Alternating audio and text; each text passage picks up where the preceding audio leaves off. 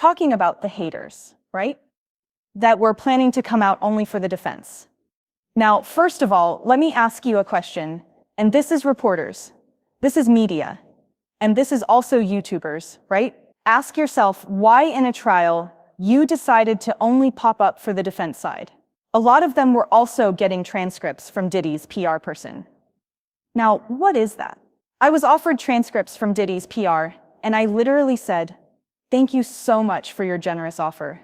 Because those trial transcripts came out daily, and they were anywhere between 500.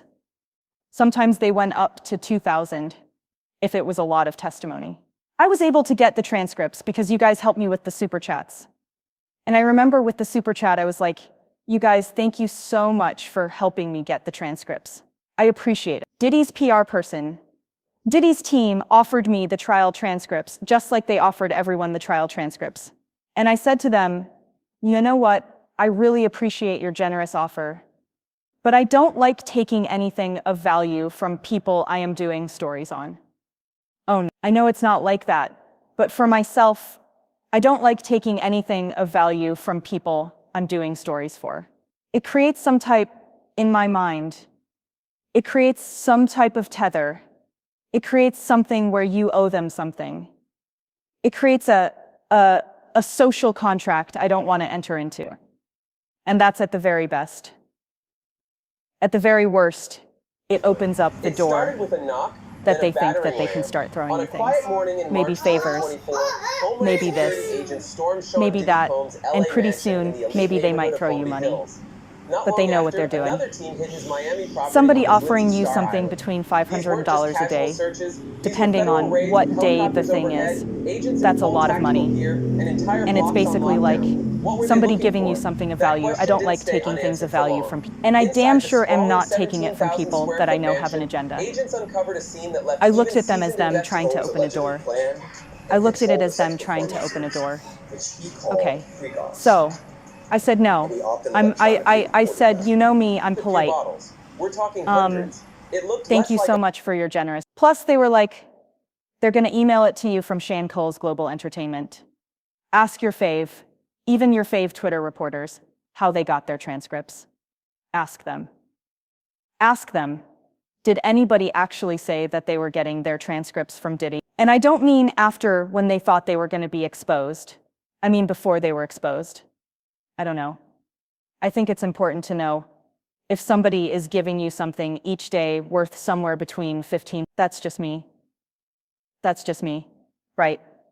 So anyway, a lot of people were taking the Diddy deal, a lot of them, and ask yourself why a lot of these people popped up when Diddy's site was about to go on the offense. Now, they played themselves because Diddy ended up calling no witnesses, so New York is very expensive. New York was very hot. And no longer has a voice who will pursue justice for her accusation. It's very expensive. As of the end taken against Diddy, no expansion of the investigation, no isolation orders, I get it. No equipment access, people were mad, no suspension of attorney communication. People were mad. People were wondering how I was able to afford security. Don't ask me. Ask my man. He likes my face the way it looks, and he doesn't want anything to happen to it. It's not my fault. Not my fault. Right? Did I say y'all wondering why I got security? Right? Why I'm either standing in line or got a line sitter? Am I asking why y'all are taking $2,000 transcripts a day from Diddy's team and not disclosing that to your followers? No. 'Cause why? 'Cause I mind my business. I see everything. And I can tell y'all a lot of tea, and I will, but I mind my business. I mind my business. So that was a little side tangent. Let me tell y'all about the list upstairs. She had a VIP-C. I had a V. 'Cause here's my work ID, y'all. Here's my work ID. I work for the FBI branch of YouTube. This is my employee ID, right? She had a VIP seat. Let me tell you about this VIP seat, right? And again, all the haters were not there. So they weren't waiting in line. They would come around 10 or 11 to go sit in the overflow room. And again, there's nothing wrong with sitting in the overflow room at all. I'm not trying to literally when I had to leave early. Because during closing, they locked the courtroom doors. I didn't know if I was going to have to leave early or not. So I went to the overflow room. The over room was a vibe. It was but a lot of these people that are sitting there hating, they weren't even there early enough to even get into the main courtroom. They literally made up lies and ran with it for clicks and views. And they counted on the fact that y'all wouldn't actually know what's going on. But I'm breaking down inside stuff about what was going on. Right. Another thing, right? They would come, the haters would come. They wouldn't even take notes. They wouldn't do anything. They would be, I don't know where reading, inner city. I don't know. They would be all day in the courtroom, just not courtroom. There's a courtyard, right? I was in that courtroom. Y'all know because I would run downstairs, guys. Back to the courtroom. I had insight that you could not get from inner city press. I was not having lunch meetings, running up to Diddy's people, getting my marching orders. Again, Diddy's PR. And I'm not going to put anybody on blast because people believe what they want to believe. And my goal is not to make you side-eye your fave. Have your faith be again, this is not a scarcity mindset. There is more than enough for all of us. Okay? But your faves were meeting with Diddy's PR morning, noon, and night. Diddy's PR was telling them the way they thought the testimony was going. Diddy's PR was telling them what the key figures. Diddy's PR. Even when they offered me the trial transcripts, right? I was like, I don't like taking anything of value from anyone, but thank you. Especially people I'm covering. Those were my words verbatim. I said that to a lot of people.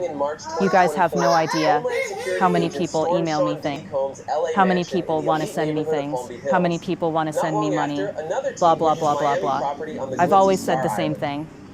Invite me to places. Oh, there's a this and that. Oh, have you ever thought we could get you on this branch? I've always said thank you very, very much for your generous offer. But I do not feel, I do what did I say? I just that's what it is, as a habit and a rule. I do not accept anything of value from anyone related to a story that I am covering. That's just my whole thing. Right, anyway. Diddy's team told me, right?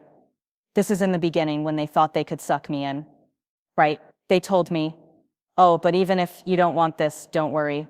Because if you don't want to, because I guess they thought I was stupid. If you don't want to read the whole trial transcript, we actually highlight the parts of the transcript you can focus on, so it makes it easier for you to report. You guys ask yourself, why these haters all have the same viewpoint? I don't care about people's opinions. I have my opinions too. These idiots don't know the difference between a lie and an opinion, right?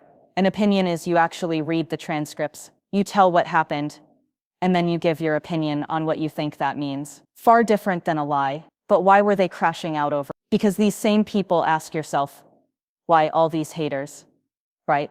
Ask yourself why they all had the same talking points to the point of present. And no longer has a voice who will pursue justice for her accusation. As of the taken against Diddy. No expansion of the investigation, no isolation orders, no equipment access, no suspension of attorney communication. And if I firmly believe that if I had taken those transcripts, I heard from other people too. When you take the transcripts, they start offering you other little things to spice up your life. They offer you opportunity. They offer you money. They offer you things to work together. They offer ways it can be a long-term thing. Baby, like I said, there is nothing you can give me nor take away. There is no place you can invite me or disinvite me from. There's no list you can put me on or take me off of to ever make me sacrifice my integrity. I don't care if I'm wrong or right. I mean, when I'm wrong, I don't know I am. But I will always stand on what I think is the just and right call. And if I think something is just and right, there is nothing you can give me to ever make me change my mind or say anything that could help some demonic stuff move around, right? And this isn't me being righteous. It's just the way, but the way I am is the way y'all are. Like that's just what it is, right? The way I am is the way y'all are. We are family, no. And you know what? I'm not even gonna put myself in that situation to be compromised. I was supposed to be reading Bible, but I listened close enough when they were, sorry guys, let me make comfortable. I listened close enough when they were preaching about the Bible. No, that's a slippery slope. No, I do not want these daily $2,000 a day transcripts. That means at the end of it, a karmic bond at the 30 days, $2,000 a day. You've given me $60,000 worth of documents. And it wasn't just YouTube content creators. It was journalists. It was reporters. It was a lot of people. So that's on that, right? So Diddy's team, right? I think they tried it and a lot of people were taking it and they weren't even reading the transcripts. How lazy is that? Diddy's team would tell them this is the part you need to focus on in the transcript and send it out like a daily news class. Now I would say, y'all that dummies on Diddy's payroll, Diddy's PR thing at least asked for some money, Sean. But I heard there was a lot going on the Diddy side. I didn't even let them. Now, funny enough, first they tried to be nice to me. And when that didn't work, because you know me, well, y'all don't know me, but I'm very, yeah.